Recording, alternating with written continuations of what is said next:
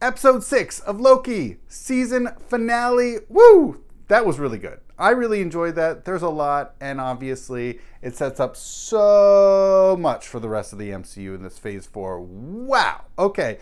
I want to talk about 3 highlights, 3 surprises, 3 speculations, starting with the highlights. Number 1, we get to meet He Who Remains. We get to see who's behind the the curtain. I'm sorry, just behind the curtain, which was really fascinating. We get to see, and it was neat. He's a kooky guy, kind of cool, and we get a better understanding what is going on. That's really neat, and sort of the multiverse stuff, or at least him trying to stop it. Number 2, we get to see Loki and Sylvie kiss. That is so fun. It was all building up. We get to see them kiss, even though they get separated in this episode. And then number 3, this is a really personal one. As an Ohioan, as a native-born Ohioan, someone currently living in Ohio, it was so exciting to see Ohio get its 3rd appearance in the MCU. The first being in Civil War in Cleveland. Number 2 was actually just this past week in Black Widow in 1995. And then this 2018 in Fremont, Ohio. So the 3rd appearance of Ohio in the MCU. I'm excited. Okay, 3 highlights. Now 3 surprises. Now the first surprise was I just mentioned Ohio. It was Ravonna Renslayer. What's going on with Ravonna? She just left the TVA? First of all, we don't know what's going on in 2018 in Fremont, Ohio with her. We don't know what fully was going on with that scene. They didn't explicate that. And totally separately, we don't know what the communication that Ravonna got on the temp pad. We don't know, and what prompted her to leave. They'll probably explain that in season 2, so we'll see. But it just was just kind of a surprise. Number 2 was Sylvie killing He Who Remains. That she was not interested in having a conversation with Loki. She really was just entirely distrustful of Loki, which was really sad to see. But at the same time, we've really seen such an incredible growth arc for Loki. So much. He's really grown so much in probably just the span of days. And it's been really wonderful to see his entire growth. And she hasn't. She really hasn't. And to some degree, I get it. Because her entire purpose in life really is getting back at everything that has caused her so much pain and suffering throughout her life that she just wants to end it.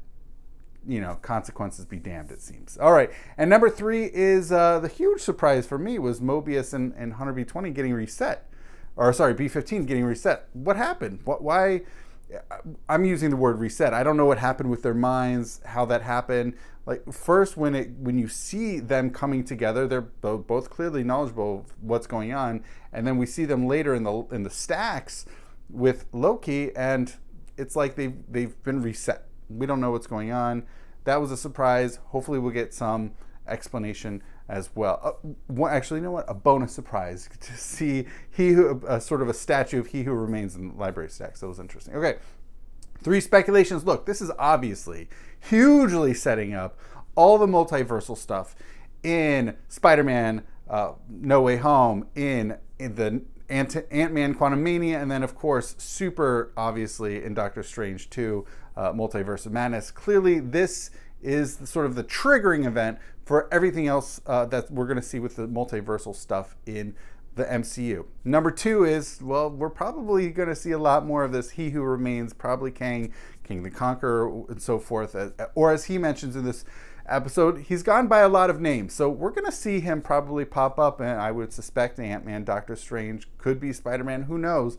He could just keep continuing popping up throughout the MCU as an antagonist. And then finally, number 3, we can go in any different direction with the 3rd speculation. Ravonna, is she going to be antagonistic towards Sylvie? Where's she going? Clearly, she's got something that He Who Remains has set up for her. So maybe she joins forces with Loki. Is that a possibility?